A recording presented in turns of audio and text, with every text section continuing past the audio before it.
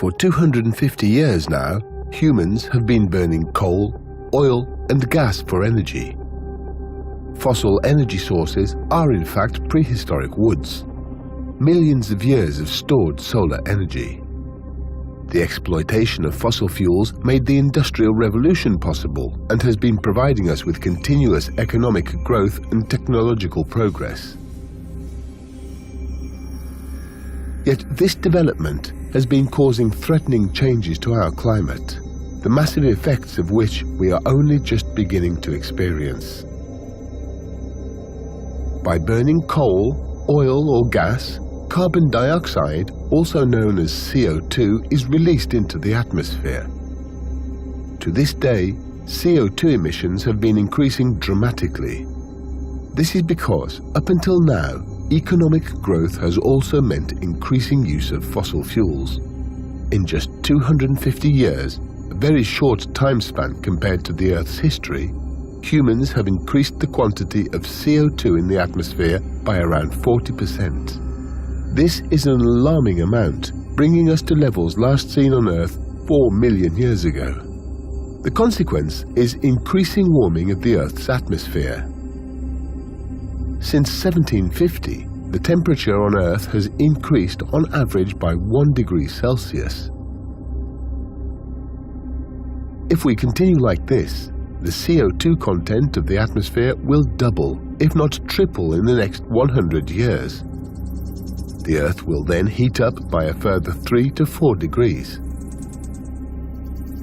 In order to stop this, mankind must put an end to releasing CO2 and other heat-trapping gases. CO2 accumulates in the atmosphere. This means the quicker we stop emitting CO2, the lower the future warming will be. If we do not act, there will be grave consequences. Already today, we are observing global effects such as shifting vegetation zones, rising sea levels, and extending periods of changing weather. Should climate change proceed unabated, it could lead to heavy economic losses, social upheaval, and migration of people across the world. We are facing a global challenge. All countries have the responsibility to reduce their CO2 emissions. Worldwide climate policy is crucial, and not just a matter for industrialized countries. Nevertheless, the US, China, and Europe, currently the biggest emitters of CO2 in the world, must lead by example.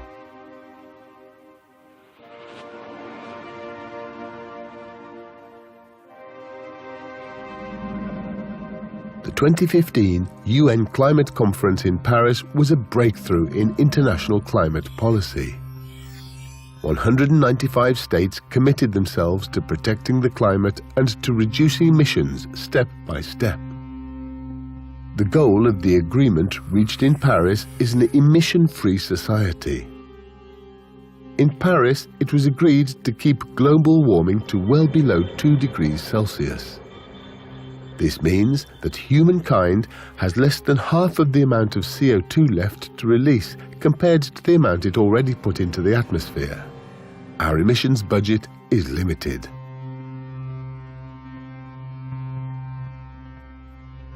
The Paris Agreement commits industrialized countries to help developing countries to reduce their emissions and to adapt to climate change.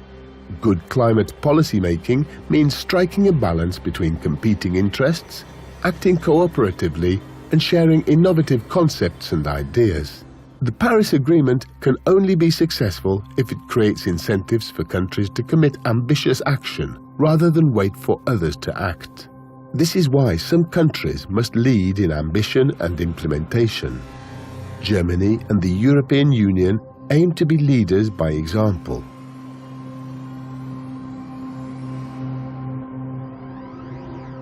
"76% of all greenhouse gases stem from energy production and use.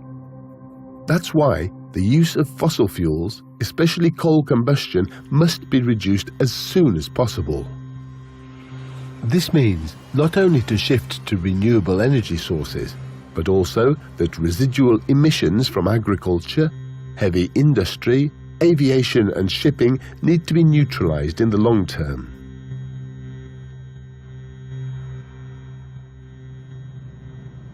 Germany and the European Union play an important role in global climate protection. The EU is the third largest producer of greenhouse gases after China and the US, and it is responsible for 10% of global greenhouse gas emissions. 1/5 of EU-wide emissions come from Germany. The EU has committed to a 40% reduction in its emissions by 2030, compared to 1990 levels. Germany wants to achieve this goal as early as 2020. The Energiewende, the transition to low-carbon energy supply in Germany, is a technological, political and societal project. If successful, it will be a role model for other regions. However, there is a risk of Germany missing its 2020 emissions goal. Its dependence on coal power has barely been reduced over the last 10 years.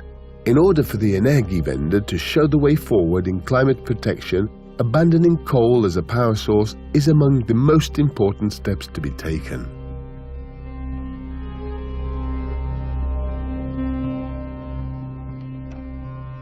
We know we need to act decisively now. The Paris Agreement provides a foundation to build on, and yet agreements mean nothing until they are acted upon. For this, we need creativity, bright ideas, courage, and leadership.